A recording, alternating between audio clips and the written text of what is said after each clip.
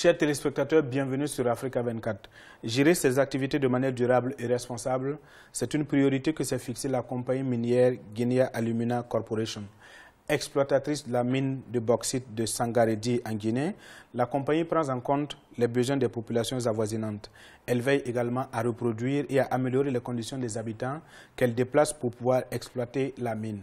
Et pour en parler dans ce présent numéro de décryptage, nous recevons pour vous sa directrice générale, Mme Diallo Aïssata Biavogui. Présentez-nous la compagnie minière Guinea Alumina Corporation. C'est une société qui est 100% une succursale de Emirates Global Alumina, qui a acquis la compagnie en 2013, GAC notamment.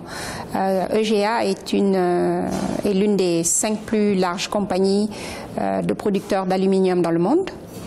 Et GAC fait partie de sa stratégie en amont de sécuriser les matières premières, dont la bauxite. On est en investissement, on ne dira pas de chiffre d'affaires pour le moment, mais c'est 1,3 milliard de dollars d'investissement au niveau de Guinea Alumina Corporation. Où en sommes-nous aujourd'hui avec l'exploitation de la mine de Sangareddy? On a signé une convention de base avec l'État portant sur 2 phases. La première phase dans laquelle nous sommes en ce moment, c'est la construction d'infrastructures pour pouvoir acheminer cette bauxite au niveau de notre mine vers les marchés internationaux.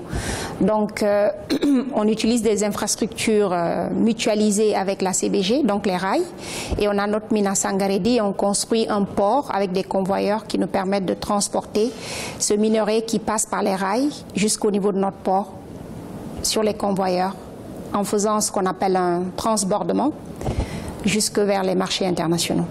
Voilà un peu le schéma de notre investissement en ce moment. Qu'est-ce qui est fait pour accompagner ces populations dont la vie a été affectée par l'exploitation de cette mine? Chaque projet impacte quand même des populations, parce que c'est rare de venir dans une zone où elle est complètement déserte.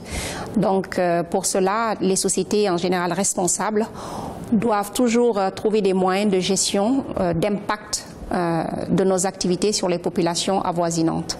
Donc on a mis en place un investissement qui permet de non seulement renforcer la capacité de ces communautés, améliorer leurs conditions de vie, créer des activités génératrices de revenus pour ces populations, bien sûr, et pour minimiser l'impact vraiment de nos activités. Comme vous l'avez dit tantôt, oui, on a des populations qu'on déplace parce qu'au niveau de la mine, pour pouvoir l'exploiter, les villages avoisinants, il faut qu'on les déplace pour pouvoir utiliser ces mines.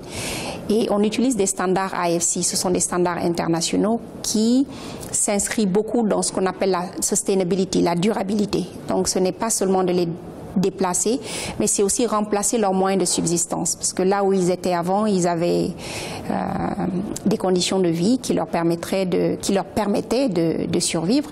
Et il faut que non seulement on puisse répliquer cela ou améliorer les conditions qu'ils avaient auparavant. Et donc pour cela, on applique les standards internationaux dont AFC qu'on appelle Equator Principle. De façon concrète, qu'est-ce que les populations ont bénéficié depuis le début de l'exploitation de cette mine? 2 niveaux. Premièrement, contenu local. Deuxièmement, investissement durable. Donc, j'ai parlé un peu tout à l'heure d'investissement durable. C'est créer des activités génératrices de revenus parce que souvent, quand on vient, on trouve que les villageois avaient des activités agricoles. Donc, si on prend leurs terres, on les remplace par d'autres activités qui leur permettent de générer des revenus. Ils sont recrutés au niveau de la mine, donc on fait du renforcement de capacité. On les inscrit dans des écoles techniques. On a un partenariat avec le centre de formation de Bokeh et à ce jour, on a envoyé plus de 900 personnes qui sont impactées par notre projet. Et ces populations qui ont fait le centre de formation de Bokeh, il y en a plusieurs qui arrivent à ouvrir leur petite entreprise. Et aujourd'hui, les toutes petites entreprises arrivent à postuler avec nos sous-traitants, donc qui deviennent autonomes, en quelque sorte. Ça, c'est un volet. On construit des écoles. À ce jour, on a plus de 5000 élèves qui fréquentent les écoles que GAC ou a construit ou a reconstruit, c'est-à-dire améliorer les conditions, parce que ce sont des écoles qui étaient existantes. Ça, c'est d'un côté. On construit des hôpitaux, et ça, c'est tout à la demande des autorités locales qui sont présentes, des élus locaux qui sont présents. Donc, quand vous dites de quoi ils bénéficient, En général, les élus locaux ont ce qu'ils appellent un plan de développement local qui sont axés à leurs besoins prioritaires.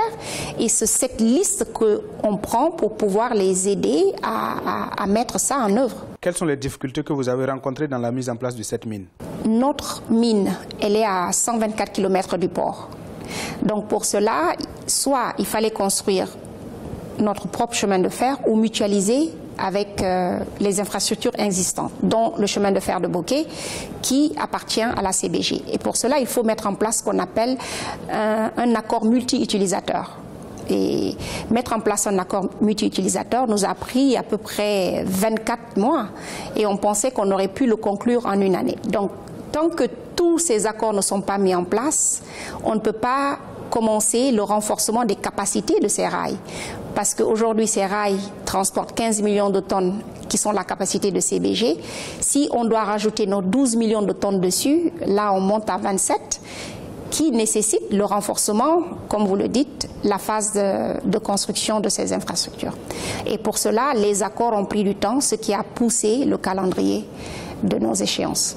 Comment s'assurer que le secteur minier soit le catalyseur des économies des pays africains? Aujourd'hui, une étude de la Banque mondiale dit que 2017-2018, on va passer de 12% de contribution au PIB à 40% de contribution pour le potentiel minier au PIB de la Guinée.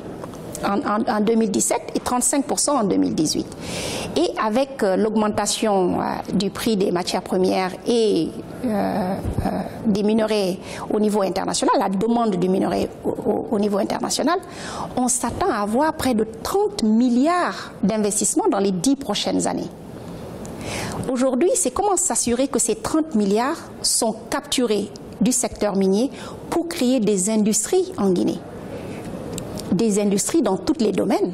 Donc pour moi, c'est créer une plateforme pour s'assurer que ce flux d'investissement qui vient du potentiel minier se transforme vraiment en un développement durable pour les économies africaines.